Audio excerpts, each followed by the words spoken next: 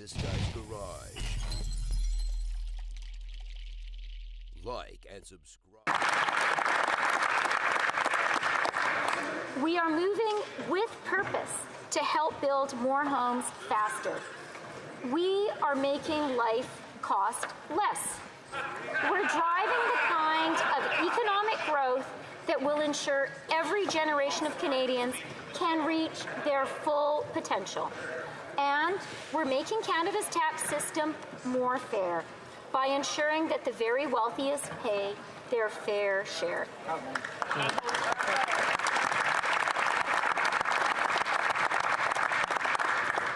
We're doing this because a fair chance to build a good middle-class life, to do as well as your parents and grandparents, or better, has always been the promise of Canada. But today, Millennial and Gen Z Canadians can get a good job. They can work hard. They can do everything their parents did and more. And too often, the reward remains out of reach.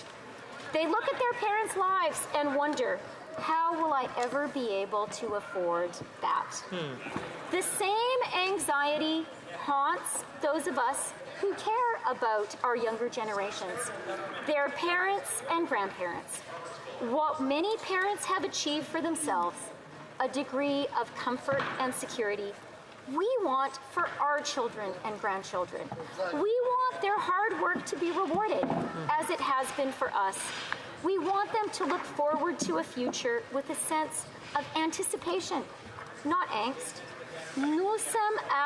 We have arrived at a pivotal moment for millennials and Gen Z. These Canadians have so much talent and potential. They need to see and believe that our country can work for them. Making the promise of Canada real for younger Canadians requires action from us, and that is what we are delivering. It begins with building more homes at a pace and scale not seen since after the Second World War. Over the past 3 weeks, we have shared with Canadians our new and ambitious plan to solve the housing crisis and to help ensure that Canadians, especially younger Canadians, are able to afford their rent or mortgage payments. We're investing to kickstart the construction of more rental apartments and more affordable housing across our country. We're topping up the Housing Accelerator Fund, which is doing exactly what we intended and exactly what Canada needs, cutting through red tape and breaking down zoning barriers. This innovative fund is at the vanguard of a housing revolution in Canada and is fast-tracking the creation of new homes.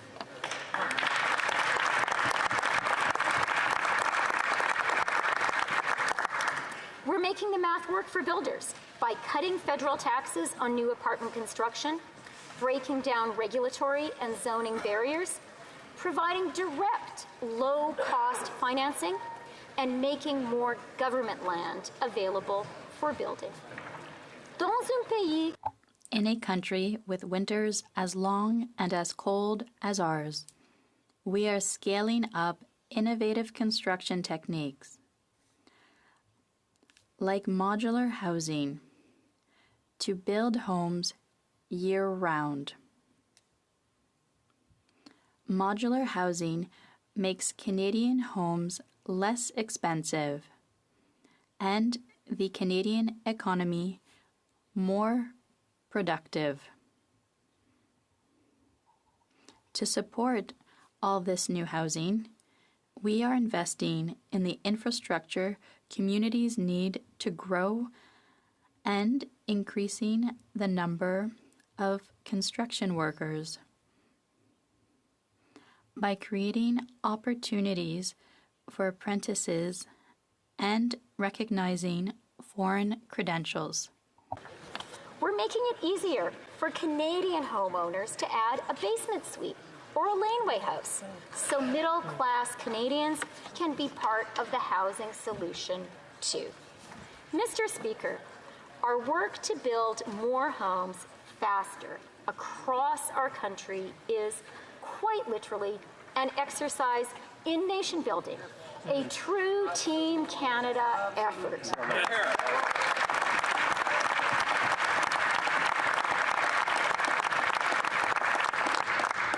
Together, we are putting into action a plan to build nearly 4 million homes by 2031 and to unlock the door to the middle class for more young Canadians.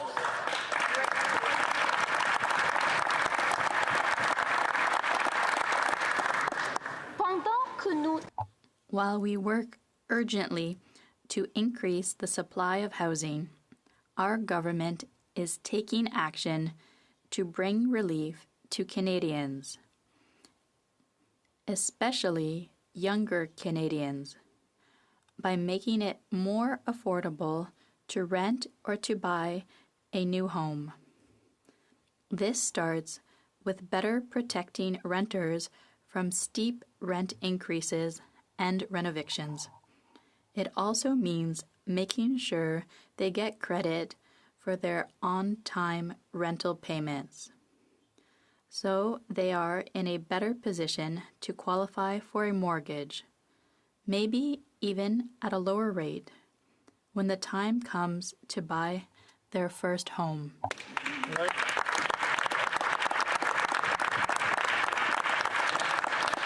For first-time buyers, we will be extending the maximum amortization period of a mortgage to 30 years on new builds, including condos.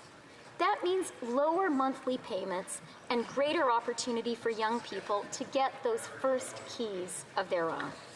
Combined with tax-free ways to save for first down payment through the tax-free first home savings account and the enhanced home buyers plan, the longer amortization period will ensure more younger Canadians are able to afford that first home and take that next big step into a prosperous middle-class life. Monsieur le Président. Mr. Speaker, the second part of our plan is making life cost less. Inflation has now been back within the Bank of Canada's target range for 3 months in a row.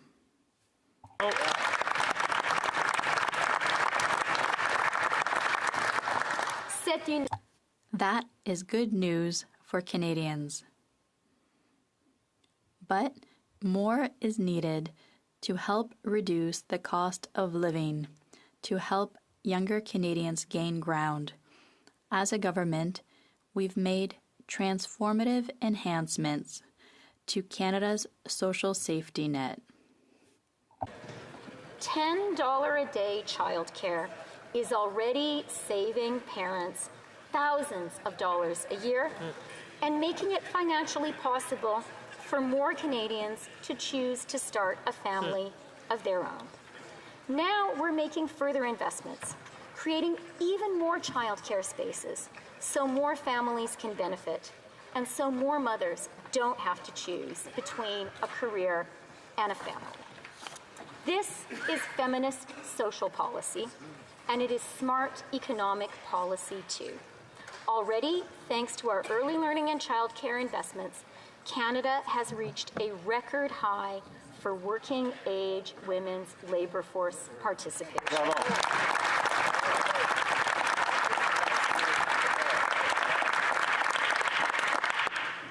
Enrollment started in our new Canadian dental care plan in December, and more than 1.7 million Canadians have already signed up.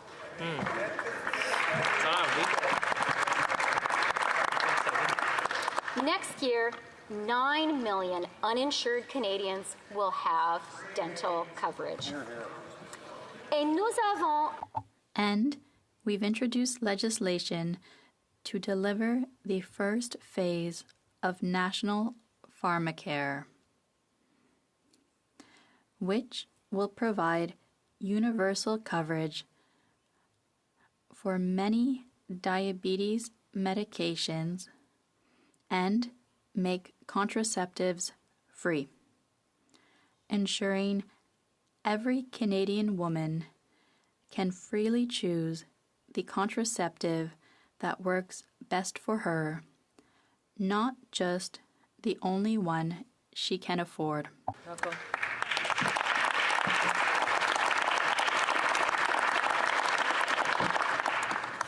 Mr. Speaker, free contraceptives are central to a woman's right to control her own body. That is a fundamental woman's right. It is a fundamental human right. Bravo.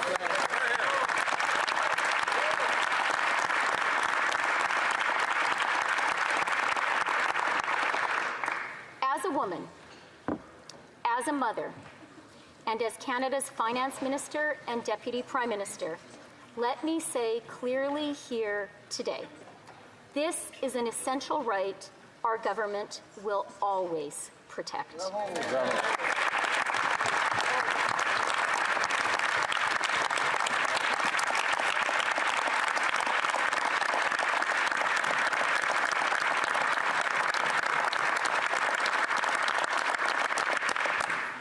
Women in other countries, our friends, our neighbors, are losing their right to control their own bodies. We will not let that happen here in Canada.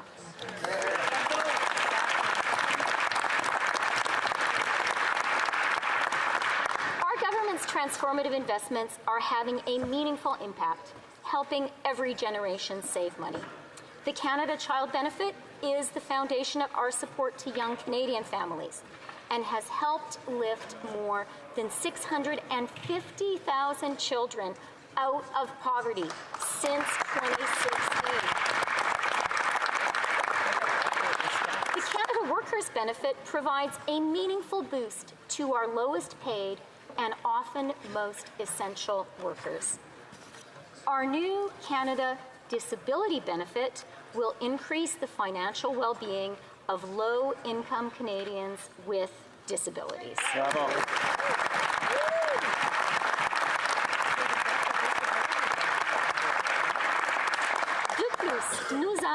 And we will launch a national school food program, working with provinces and territories.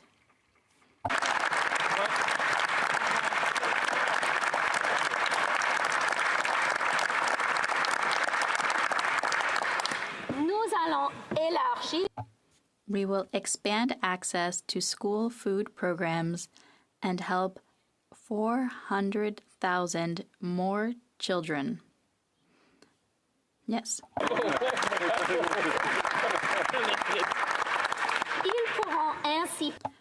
So that they can have good, healthy food that will allow them to have a fair start at a good, healthy life. The list of supportive cost-saving measures goes on, Mr. Speaker. The GST credit arrives every 3 months to put some extra money in the pockets of millions of Canadians. The Canada Carbon Rebate ensures that we fight climate change in the most cost-effective way, delivering hundreds of dollars to Canadians every 3 months, including yesterday. 8 out of 10 Canadians get back more than they pay in the provinces where the federal price on pollution applies. And in this budget, we are delivering on our promise to return carbon pricing proceeds to small and medium-sized businesses. I am so proud to announce that our new Canada Carbon Rebate for small businesses will soon return over $2.5 billion directly.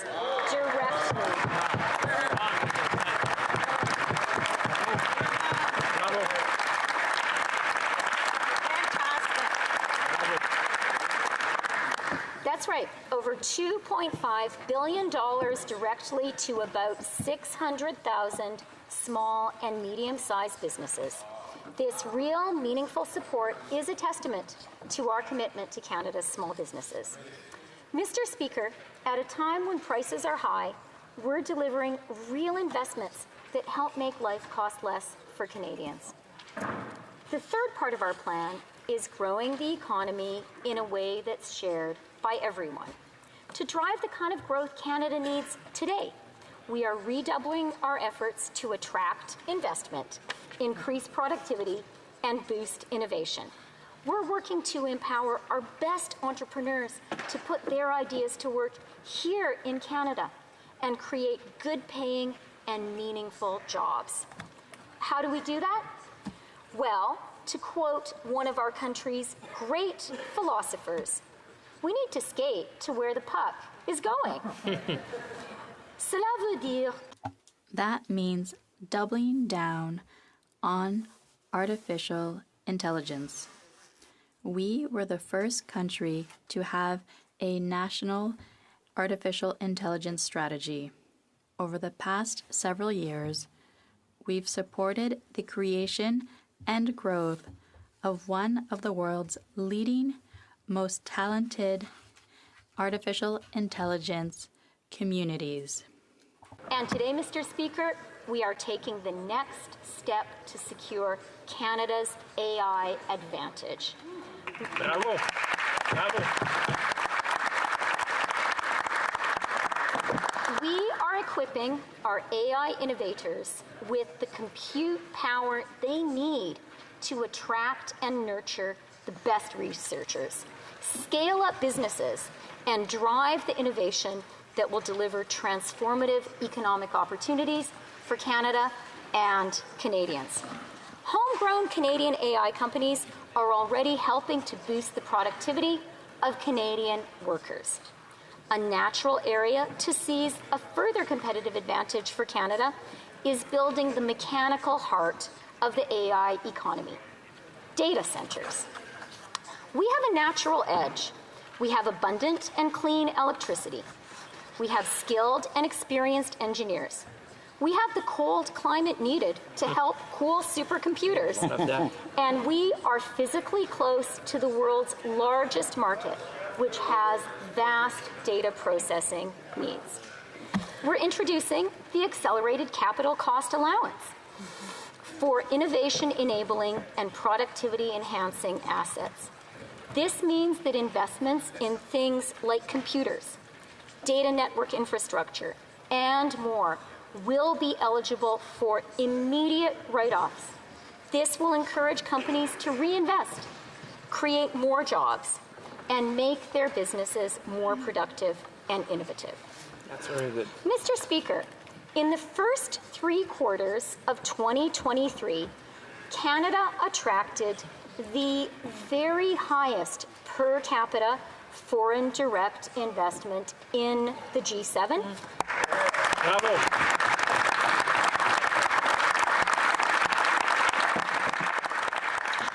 And the third most total FDI in the world. Our budget builds on that significant accomplishment because attracting investment is key to driving growth, increasing productivity, and boosting innovation. With the Canada Growth Fund and our $93 billion suite of investment tax credits, we are already encouraging businesses to invest in emerging clean technologies that can drive growth and productivity and create more good-paying jobs. Today, we're proposing a new investment tax credit to attract companies investing across the electric vehicle supply chain. Canada boasts an abundance of natural resources.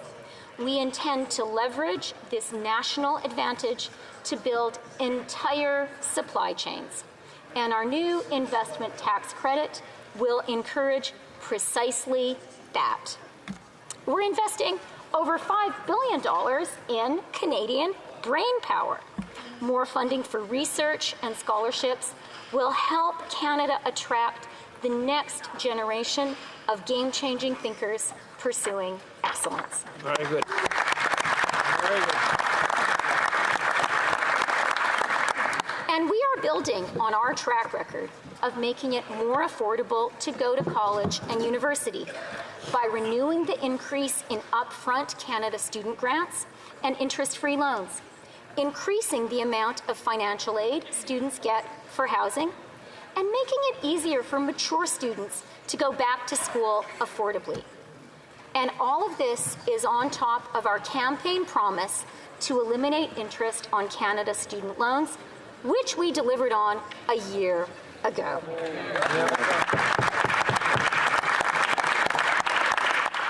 Notre nouvelle. Our new Canadian Entrepreneurs Incentive will ensure entrepreneurs get to keep a bigger share of the profits from the risks they take and the hard work they do, and have more money to reinvest into their next venture. A prosperous future and abundant, good-paying jobs depend on Canada's innovators, entrepreneurs, and researchers. And this is why we are supporting them. Mr. Speaker, there are those who claim that the only good thing government can do when it comes to economic growth is to get out of the way.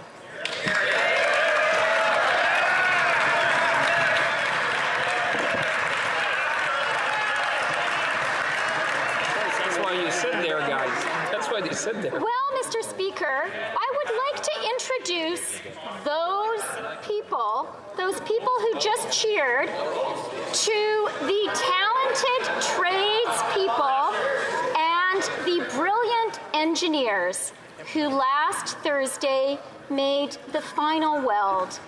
It's known as the Golden Weld on a great national project, the Trans Mountain Pipeline. Yep.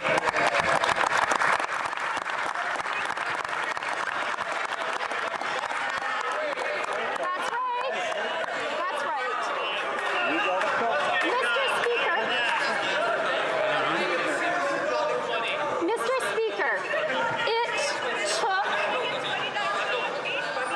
Mr. Speaker, it took an activist, determined Liberal government to get it built.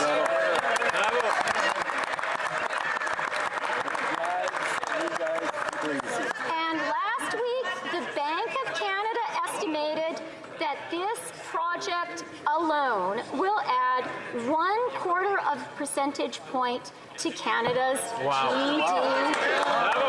Bravo.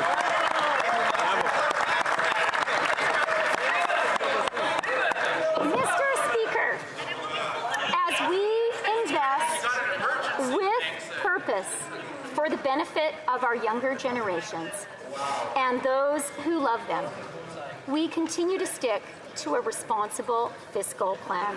As part of that plan, in the fall, we set 3 very specific fiscal guideposts: maintaining the 2023-24 deficit at or below $40.1 billion, lowering the debt to GDP ratio in 2024-25 relative to the 2023 fall economic statement, and keeping it on a declining track thereafter, and maintaining a declining deficit to GDP ratio in 2024-25, and keeping deficits below 1% of GDP in 2026-27 and future years.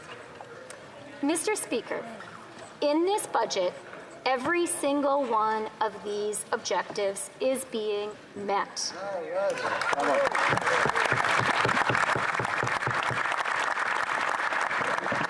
As is our fiscal anchor, a declining federal debt to GDP ratio over the medium term. In fact, Canada has the lowest deficit and net debt to GDP ratios in the G7, as recognized in our AAA credit rating.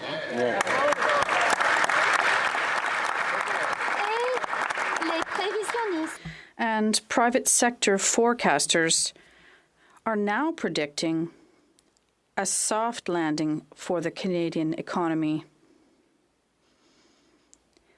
thus avoiding the recession and heartbreaking surge in unemployment that many had thought was inevitable. Canadians know how important it is to responsibly manage a budget in the face of rising costs. And they rightly expect their government to do the same. That's why, going forward, federal public service organizations will be required to cover a portion of increased operating costs through their existing resources. Most of these savings will be achieved through natural attrition in the federal public service. As a result, over the next 4 years, we expect the ranks of the public service to decline by approximately 5,000 full-time equivalent positions. Mr. Speaker, to responsibly build a fairer future for younger Canadians, we need to make sure our tax system is fairer too. In Canada and around the world, the 21st century winner-takes-all economy is making those at the very top richer, while too many middle-class Canadians are struggling just to avoid falling behind.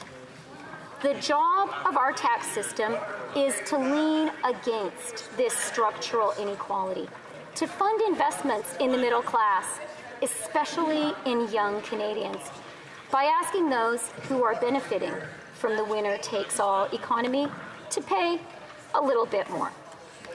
Today, our tax system doesn't do that. Today, it is possible for a nurse or a carpenter to pay tax at a higher marginal rate than a multi-millionaire. That's not fair. That must change, and it will. Our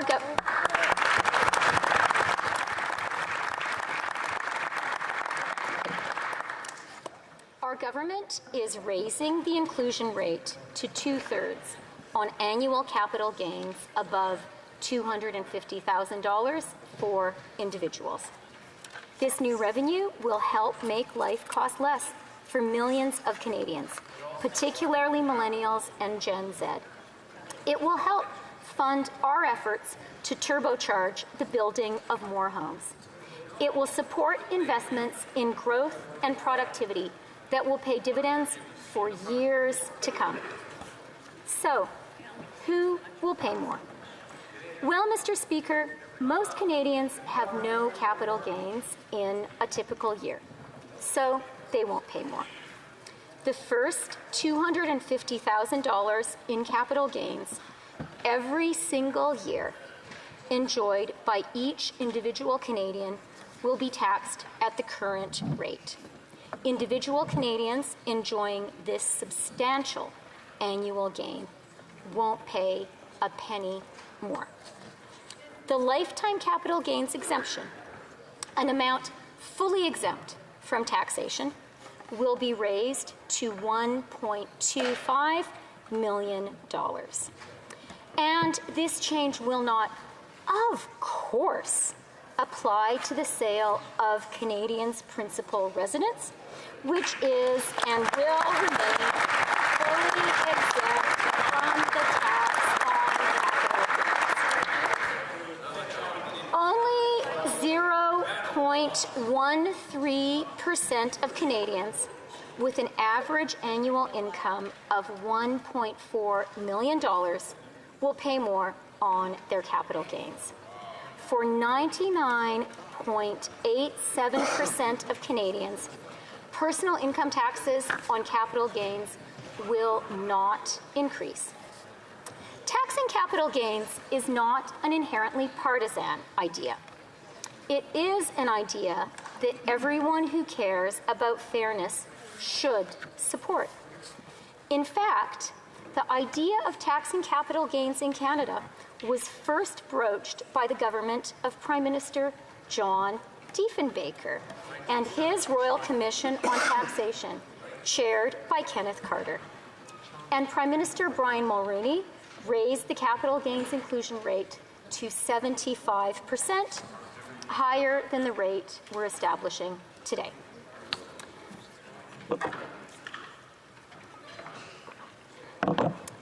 Yet, I know, there will be many voices raised in protest. No one likes paying more tax, even, or perhaps particularly, those who can afford it the most. But before they complain too bitterly, I'd like to ask Canada's 1%, Canada's 0.1%, to consider this.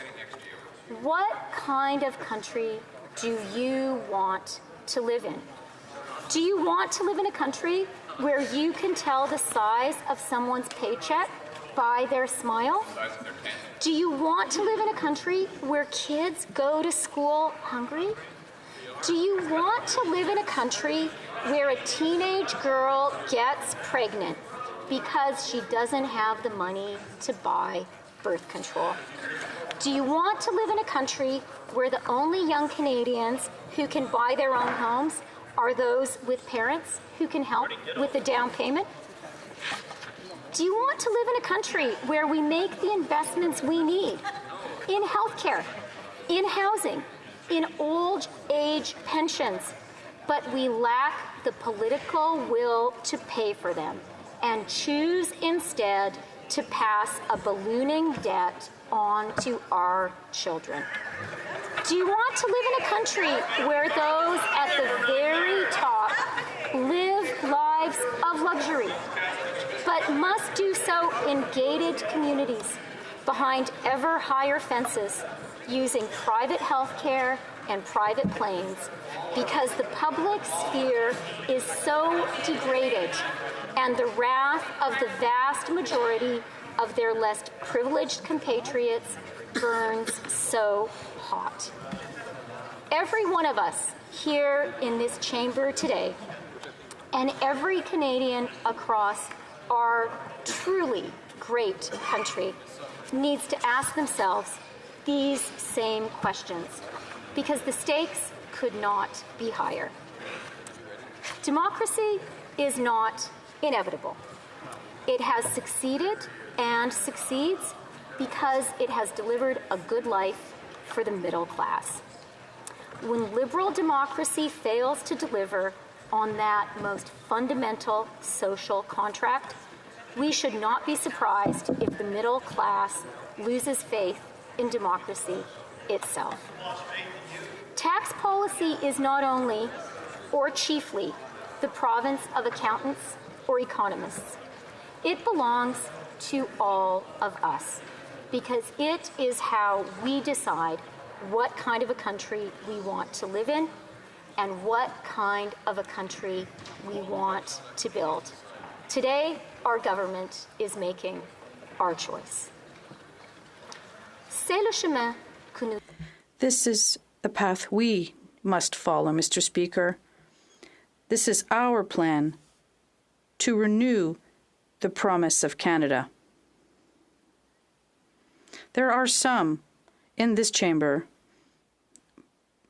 particularly across the aisle, who do not share our vision. They would cut programs that we have put in place to improve the lives of all Canadians. Nevertheless, our government, in their opinion, should just do a little and then less, and ultimately, in their view, do as little as possible or even nothing at all.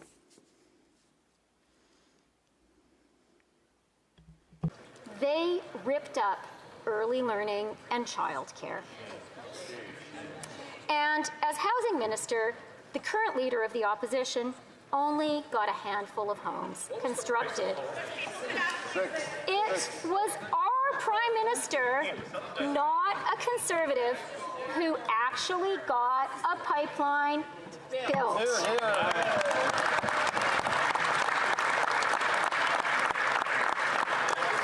And you know why that is, Mr. Speaker? That is because our government understands that to do big things in Canada, sometimes the government needs to lead the charge, whether it is getting more homes built faster or finally creating a national system of early learning and childcare, or bending the curve on emissions. Let's be honest about what austerity and shrinking the state would mean for Canadians. It means you're on your own. It means no one will give you a hand when you falter, and that you are choosing to turn your back on the friend or neighbor who has not been as lucky as you. That is not the Canadian way. In this country, we take care of each other.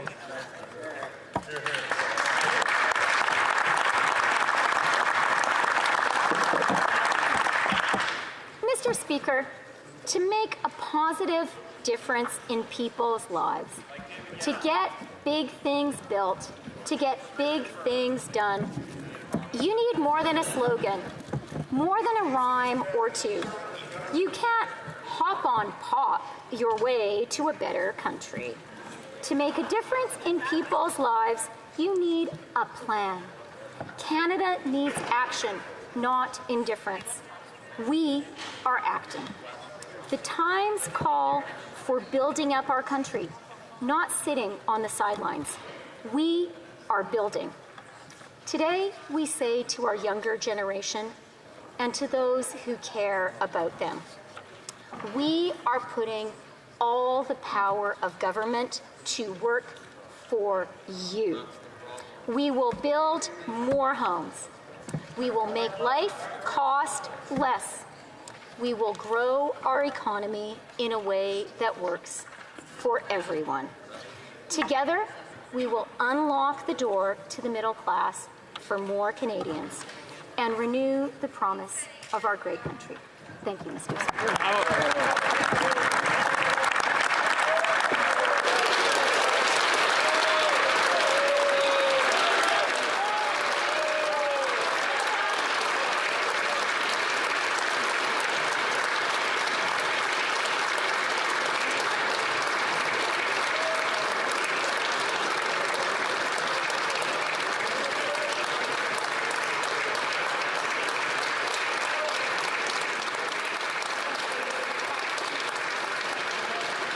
Questions et commentaires de l'honorable chef de l'opposition. The Honourable Leader of the Opposition. This is the 9th deficitary budget since the Prime Minister promised that the books would balance themselves, and everything he's spending on has gotten worse. He promised that the deficits would make housing affordable, but it ended up doubling the cost of rent and mortgage payments and down payments to buy a house. He said that the cost of food would be more affordable, and now it costs 30% more, and 1 in 4 children aren't able to get nutritious meals. After 9 deficits, Mr. Speaker, the government is rich and the people are poor. And today, they're doing the same thing over again with $40 billion worth of inflationary deficit. That means $2,400 for each family in inflation and spending, and increase to the national debt instead of health. And that's why the Conservatives have a common sense plan to put an end to this pyro prime minister who's adding fuel to the flames. Ninth deficit. The ninth deficit after the Prime Minister promised the budget would balance itself. And what did he do with the money? Everything he spent on has become more expensive. He's doubled the rent, doubled mortgage payments, doubled the needed down payment for a home, forced 35 homeless encampments in Halifax alone. 1 in 4 kids cannot afford food. And now he's adding $40 billion of new debt and new spending. That's $2,400 of new inflation. That is why Conservatives will vote against this wasteful inflationary budget that is like a pyromaniac spraying gas on the inflationary fire that he lit. It is getting too hot and too expensive for Canadians, and that's why we need a carbon tax election to replace him with a common sense Conservative government. Thank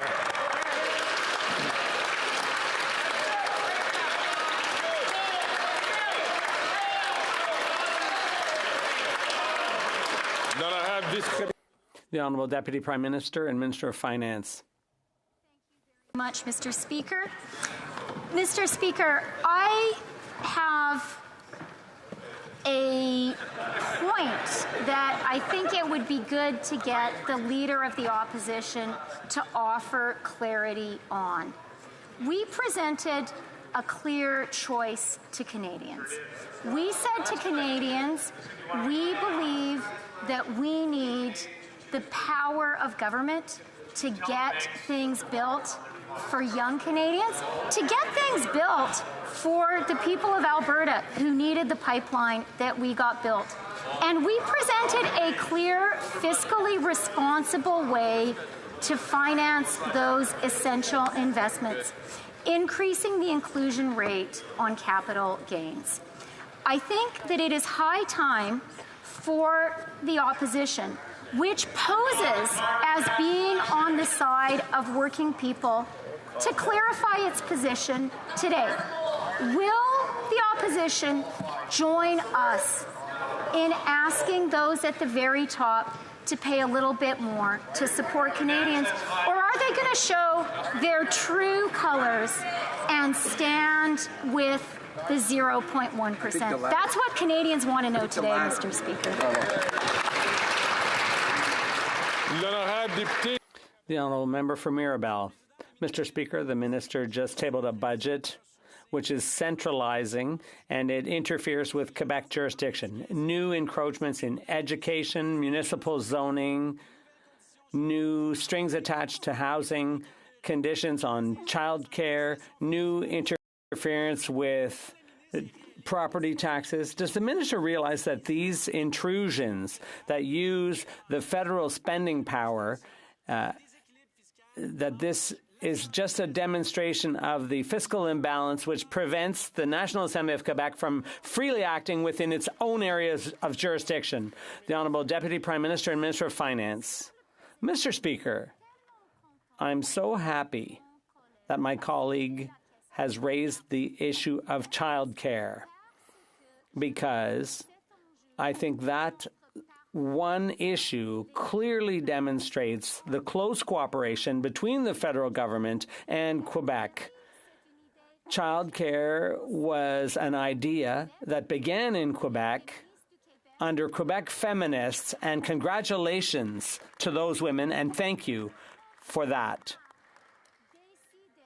When we decided, we took the initiative to create a national system, a national childcare, early learning and childcare system. At the same time, we struck a deal with Quebec to support Quebec and to enable Quebec to go even further. And that is what we will continue to do. Yesterday, I spoke to the Quebec minister to discuss budget initiatives, and we have very close cooperation with the government of Quebec, and we will continue to work very closely with them.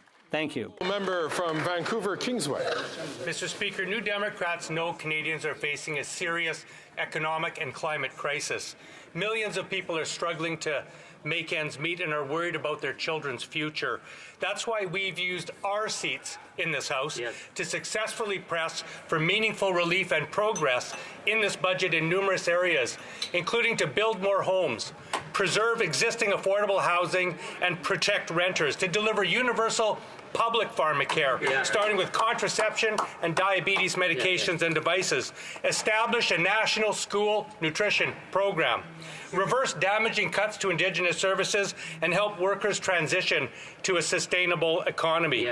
But despite record corporate profits across many sectors, from food conglomerates to oil and gas multinationals, there is nothing to ensure the corporate sector pays its fair share so we can better fund the services Canadians need. Can the minister explain why she declined to raise corporate tax rates in Canada, despite them being among the lowest in the OECD, despite the U.S. doing so, and in the face of record prices and profits? Was the lobbying that effective? The Honourable Deputy Prime Minister and Minister of Finance.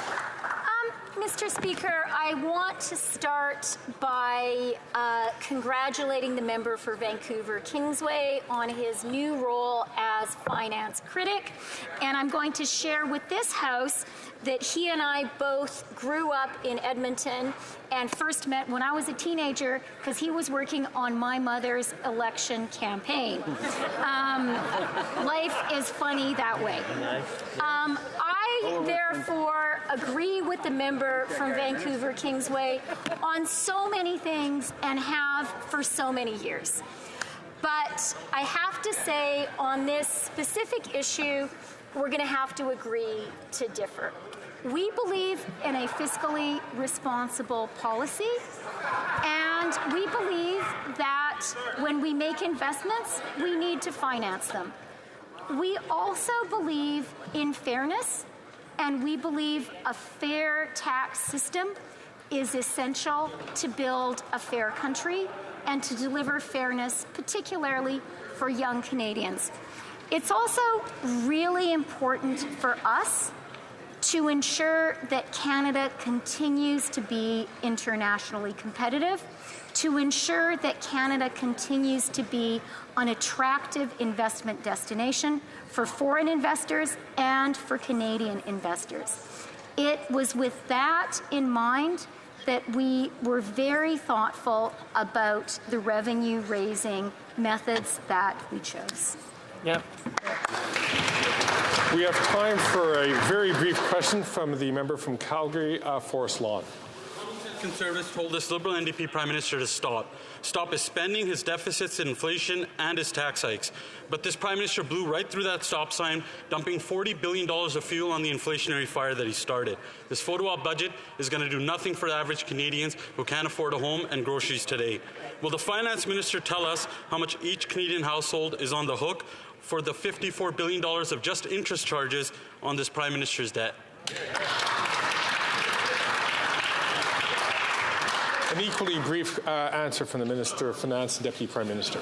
Let me just share then with the member opposite the good news that we got today, which is that inflation for March was 2.9%. For 3 months in a row, inflation in Canada has been within the Bank of Canada's target range. Thanks to Canadians, that is very good news for our country. We're pleased to débat, resuming the Honourable Leader of the Opposition.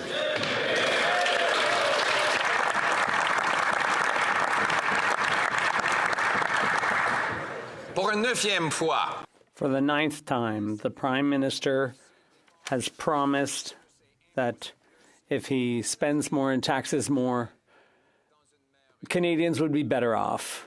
For the 9th time, we see that the quality of living, especially for the famous middle class, has actually gone down with a doubling of the cost of housing. And after big government programs for housing were started, 1 in 4 children aren't getting enough food to eat, according to the government itself, after the creation of programs for affordable food. And now he's talking about a pipeline paid for by government as if that was the biggest accomplishment you could ever have in a society. And if the government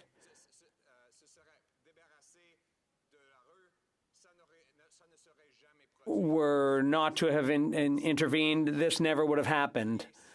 This project is 500% over cost, and the money to pay for that has gone to Texas, another example of massive waste. And that is why Conservatives, with their common sense plan, will be voting against this budget and will be voting in favor of a carbon tax election, which will allow Canadians to choose a party that will cut taxes, build housing, fix budgets, and stop crime. That's our common sense. And a ninth consecutive deficit, with the budget still not balancing itself.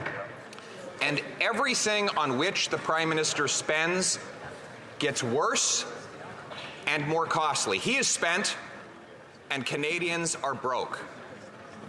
The country is broken. We have a doubling of housing costs. We have 8,000 people joining a Facebook group to study how they can get a meal out of a garbage can after food prices have gone up faster than at any time in a generation because of the carbon tax he's imposing on our food, a carbon tax that, with the help of the NDP, he plans to quadruple to 61 cents a litre. And today, did he learn anything from these catastrophic failures? No.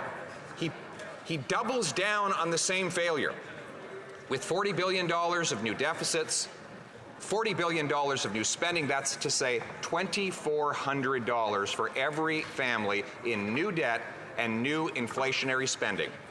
And now, for the first time in a generation, we're spending more on debt interest than on health care. That's money for bankers and bondholders rather than doctors and nurses. Right. And the great example of how wonderful government can be, given after a tremendous theatrical pause, was the government's purchase of the Trans Mountain Pipeline. What would have happened if the government had just gotten out of the way? Asked the finance minister. The answer is the thing would have got built with private money rather than $30 billion of taxpayer bailouts. That's right. In fact, a project the Prime Minister said would cost $5 billion is up to $30 billion. Wow. Mr. Speaker, that is 500% over budget. It is $2,000 in costs for every single Canadian family for a project the private sector was going to be building on its own, and the company that was going to build it bought out, taking the money to Texas, where they're building Texan pipelines with Canadian dollars. All of our X's are in Texas, Mr. Speaker. And then, to close it off, we got some of the most hair-raising ideological fervor from the minister, who says that what Canadians really need is a stronger government. Well, they have created a stronger government in order to make for weaker and more suffering people. This is not a government that gives people everything they want. It's a government that takes everything they have. But the good news, Mr. Speaker, is we want big Canadian citizens with a smaller and more efficient government, where the state is servant and not master, where our priorities are clear: to axe the tax, build the homes, fix the budget, and stop the crime. And as soon as the NDP takes away its support from this Prime Minister, we will have a carbon tax election where the people will be able to make that decision for themselves in a country where they can earn powerful paychecks that buy affordable food, gas, and homes in safe neighborhoods, the country that we all knew and still love, a country based on the common sense of the common people united for our common home. Your home, my home, our home. Let's bring it home.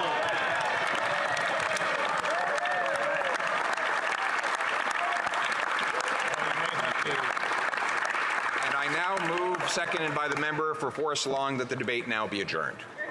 Okay.